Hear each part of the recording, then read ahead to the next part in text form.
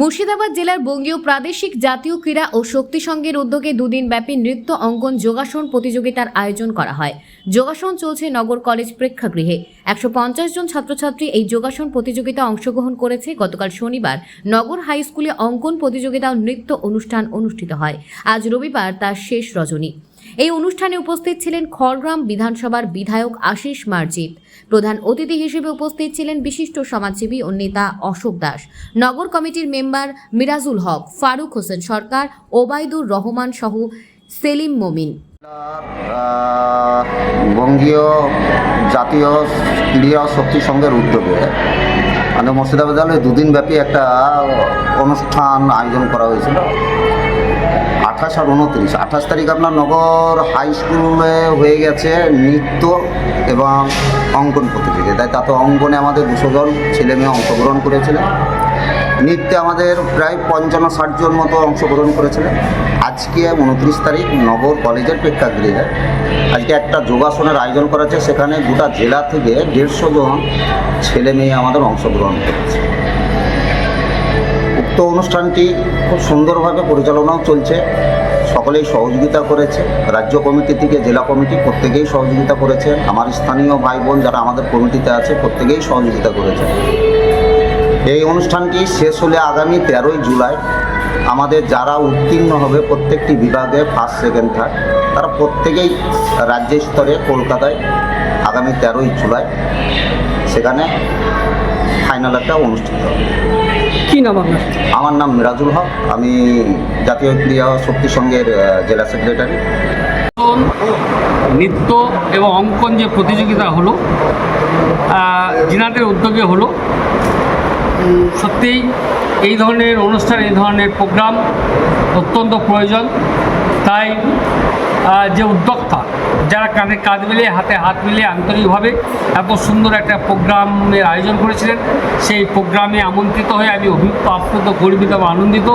সেই প্রোগ্রামের সার্বিক সফলতা দাবি করছি এবং যে ক্ষুদে পড়ুয়ারা তারা যে সবাই বিভিন্ন এলাকা থেকে এসে অংশগ্রহণ করেছেন। আমার খড়গ্রাম ব্লক ছাড়া অনেক বাইরে থেকে জেলার বিভিন্ন জায়গা থেকে প্রতিযোগীরা এসে অংশগ্রহণ করেছেন এবং তারা প্রথম দ্বিতীয় তৃতীয় স্থান অধিকার করেছে। ঠিকই, সেটা বড় কথা নয়। ইংরেজিতে একটা কথা আছে, not to win but participate. অংশগ্রহণ করাটাই হচ্ছে বড় ব্যাপার।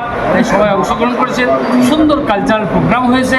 তাই এই কালচারাল প্রোগ্রামের মাধ্যমে ওই কচি কাঁচা বাচ্চাদের মন, মানসিকতা, শরীর তারা সমৃদ্ধ হবে, তারা ডেভেলপমেন্ট করবে।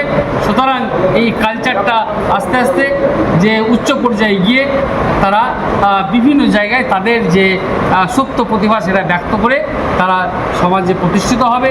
তাই এই যে সুপ্ত প্রতিভা কচি কাচাদের ব্যক্ত করার যে মঞ্চ, এই মঞ্চটা তারা আয়োজন করেছে, সত্যি আমি অভিভূত।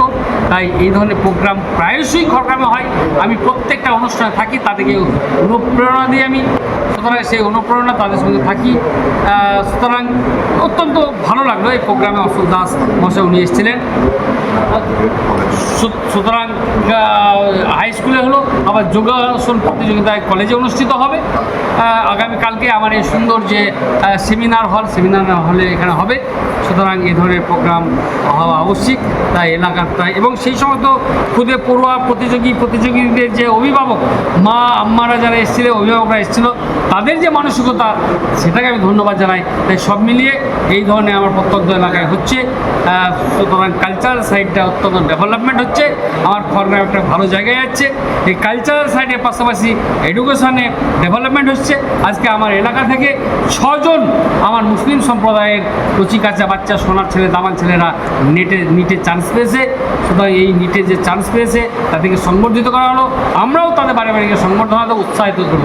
সুতরাং সব মিলিয়ে আমার খড়গ্রামটা খুব ভালো জায়গায় যাচ্ছে। মমতা বন্দ্যোপাধ্যায়ের অসীম করুণায়, আন্তরিকতায়, ঐকান্তিকতায় এবং অভিষেক বন্দ্যোপাধ্যায়ের আন্তরিকতায় খড়গ্রাম ব্লক আজকে সত্যিই একটা বর্ধিষ্ণু গ্রাম এলাকা হয়ে যাচ্ছে এবং ডেভেলপমেন্টটা দারুণভাবে এগিয়ে যাচ্ছে। খড়গ্রাম থেকে রফিকুল ইসলামের রিপোর্ট, চেতনা নিউজ।